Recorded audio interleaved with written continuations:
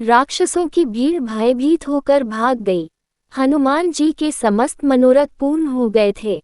वे विचार करने लगे कि मैंने अशोकवाटिका को नष्ट कर दिया, बड़े बड़े राक्षसों का भी मैंने वध कर डाला और रावण की काफी बड़ी सेना का संहार भी कर दिया, तो फिर लंका के इस दुर्ग को भी क्यों न ध्वस्त कर दूं। ऐसा करने से समुद्र लंघन का मेरा परिश्रम पुनर्तः सफल हो जाएगा।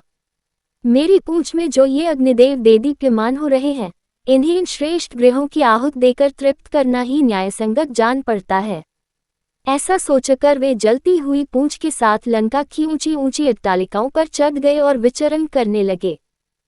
घूमते घूमते वायु के समान बलवान और महान वेगशाली हनुमान उछलकर प्रहस्त के महल पर जा पहुंचे और उसमें आग लगाकर महापार्श्व के घर पर कूद गए तथा उसमें भी कालाग्नि की ज्वाला को फैला दिया। तत्पश्चात महातेजस्वी महाकपि ने क्रमशः वज्रदष्ट, शुक, सारंग, मेघनाथ, जम्बोवाली, सुमाली, शोणिताक्ष, कुंभकर्ण, नरांतक, यज्ञशत्रु, ब्रह्मशत्रु आदि प्रमुख राक्षसों के भवनों को अग्नि की भेंट चढ़ा दिया। इनसे निवृत्त होकर वे स्वयं रावण के प्रासाद पर कूद पड़े। उसके प्रमुख भवन को जलाने के पश्चात वे बड़े उच्च स्वर से गर्जना करने लगे। उसी समय प्रलयंकर आंधी चल पड़ी, जिसने आग की लपटों को दूर दूर तक फैलाकर भवनों के अजले भागों को भी जला डाला। लंका की इस भयंकर दुर्दशा से सारे नगर में हृदय विदारक हाहाकार मच गया। बड़ी बड़ी अट्टालिकाएं भारी विस्फोट करती हुई धराशायी होने लगी। स्वर्ण निर्मित लंकापुरी के जल जाने से उसका स्वर्ण पिघल पिघल कर सड़कों पर बहने लगा।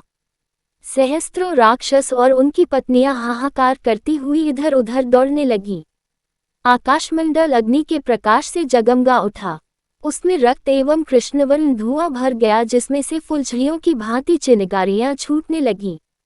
इस भयंकर ज्वाला में सहस्त्रों राक्षस जल गए और उनके जले अजले शरीरों से भयंकर दुर्गंध फैलने लगी।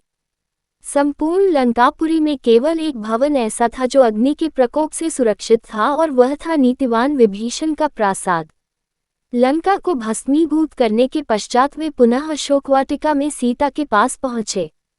उन्हें सादर प्रणाम करके बोले, हे माता, अब मैं यहाँ से श्री रामचंद्र जी के पास लौट रहा हूँ। रावण को और लंकावासियों को मैंने राघव की शक्ति का थोड़ा सा आभास करा दिया है। अब आप निर्भय होकर रहें। अब शीघ्र ही रामचंद्र जी वानर सेना के साथ लंका पर आक्रमण करेंगे और रावण को मारकर आपको अपने साथ ले जाएंगे। अब मुझे आज्ञा दें ताकि मैं लौटकर आपका शुभ संदेश श्री रामचंद्र जी को सुनाऊं, जिससे वे आपको छुड़ाने की व्यवस्था करें। ये कहकर और सीता जी को धैर्य बंधाकर हनुमान अपने कटक की ओर चल पड़े। जनकनंदिनी से विदा लेकर तीव्रवेग से विशाल सागर को पार करते हुए हनुमान वापस सागर के उस तट पर पहुंचे जहां असंख्य वानर जाम्बवंत के और अंगद के साथ उनकी प्रतीक्षा में आंखें बिछाए बैठे थे।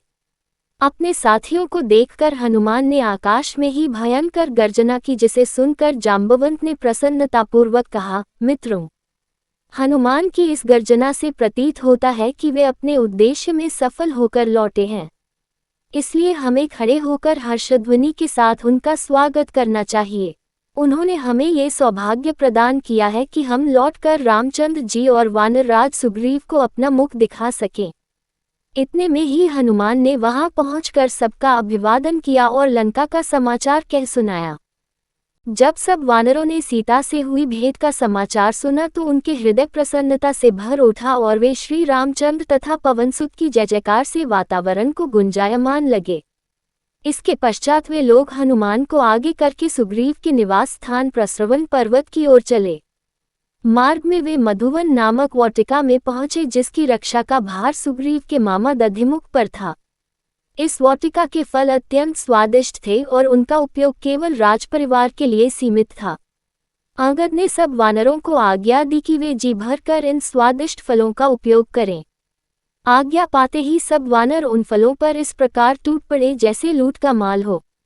अपनी क्षुधा निवारण कर फिर कुछ देर आराम कर वे सब सुग्रीव के पास पहुंचे और उनसे सारा वृतांत कहा।